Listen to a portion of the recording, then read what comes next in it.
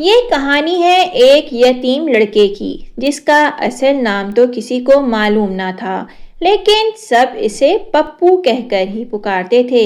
یہ بہت ہی کاہل اور نکما لڑکا تھا، لیکن دولت مند بننا اس کا خواب تھا۔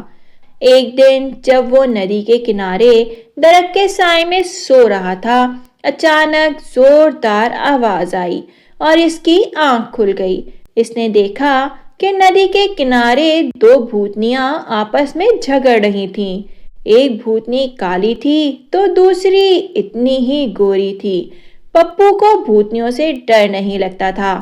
وہ اٹھا اور غصے سے کہنے لگا، ارے کیا ہو رہا ہے؟ آدھی رات کو اتنا کیوں چلا رہی ہو؟ جاؤ یہاں سے۔ دونوں بھوتنیوں نے لڑنا بند کیا اور پپو سے کہنے لگیں، تمہیں ہمارا مسئلہ حل کرنا ہوگا۔ وہ پپو کے پاس آئیں، لیکن پپو بھڑک گیا اور کہنے لگا، کیا میرے چہرے پر لکھا ہے کہ میں مسائل کو حل کرنے والا ہوں؟ چلو جاؤ، دفع ہو جاؤ یہاں سے، میری نیند خراب کر دی۔ نہیں، ایسا مت کہو، تم جو فیصلہ کرو گے ہم اسے قبول کریں گی۔ یہ بتاؤ کہ ہم دونوں میں کون خوبصورت ہے، اس کا فیصلہ جلد کر دو۔ پپو کچھ کہنا ہی چاہتا تھا کہ اچانک سفید بھوتنی نے کہا، میں دودھیا رنگت کی ہوں اور وہ تو سیاہ رنگت کی ہے، کوئلے کی طرح بالکل۔ میں تو سیاہ ہوں اور چمکدار بھی، یہ تو پوری سفید آٹے کی طرح۔ میں نے ابھی ابھی تم دونوں کو دیکھا ہے، اتنی جلدی کیسے فیصلہ کر سکتا ہوں؟ ٹھیک ہے، پھر ہم اگلے مہینے اسی تاریخ پر آئیں گی، جب تک تم اچھی طرح سوچ لینا۔ یہ کہہ کر بھوتنیاں وہاں سے جانے لگیں۔ ٹھہرو، جب تک میں بھوک سے مر جاؤں گا اور تم لوگوں کی طرح بھوت بن جاؤں گا۔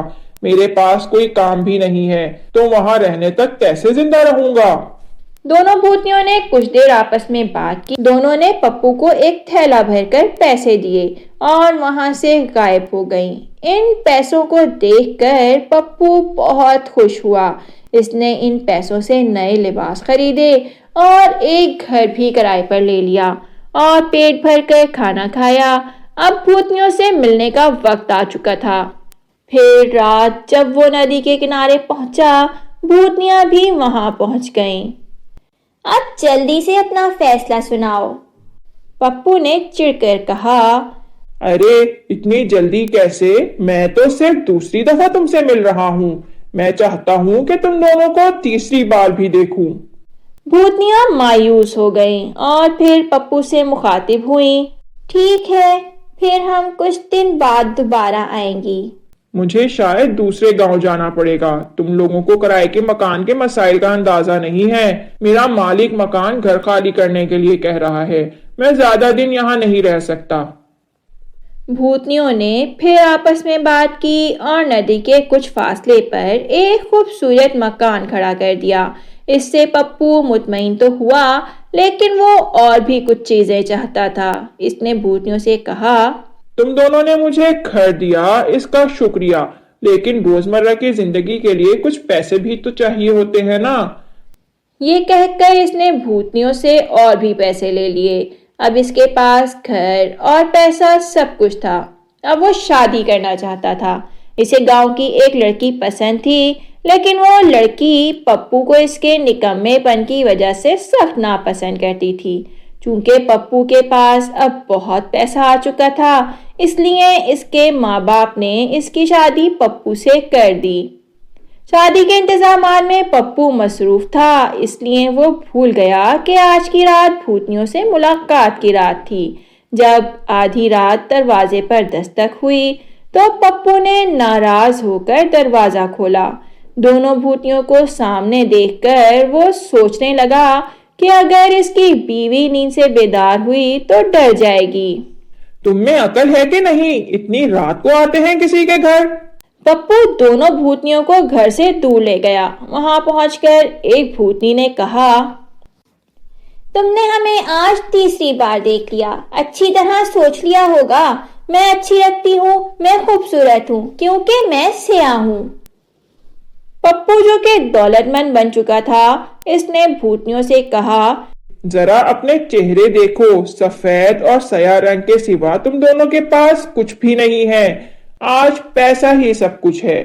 جس کے پاس پیسہ ہے اس کی پوری خامیاں اور عیب چھپ جاتے ہیں۔ جن کے پاس پیسہ ہے ان میں کوئی عیب نہیں۔ جس کے پاس پیسہ ہے وہی خوبصورت ہے۔ اب میرا خرچہ بڑھ گیا ہے۔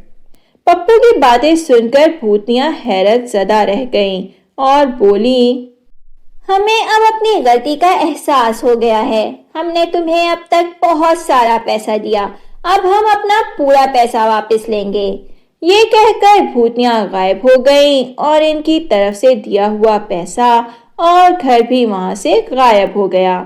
اس کی بیوی گھر، روپیہ، پیسہ سب غائب ہونے پر شدید الجھن کا شکار تھی۔ پپو نے فیصلہ کیا کہ وہ محنت کر کے اپنی بیوی کی دیکھ بھال کرے گا۔ اس نے اپنے ساتھ پیش آئے واقعات کو سچائی کے ساتھ اپنی بیوی کو بتا دیا اور پھر اس سے معافی مانگ لی۔ اس کی بیوی ایک سمجھدار عورت تھی۔ اس نے پپو سے محنت اور لگن سے کام کرنے کا وعدہ لیا اور اسے معاف کر دیا۔ اس کے بعد سے پپو محنت کرنے لگا اور اپنی باقی کی زندگی اپنی بیوی کے ساتھ خوشحال گزارنے لگا۔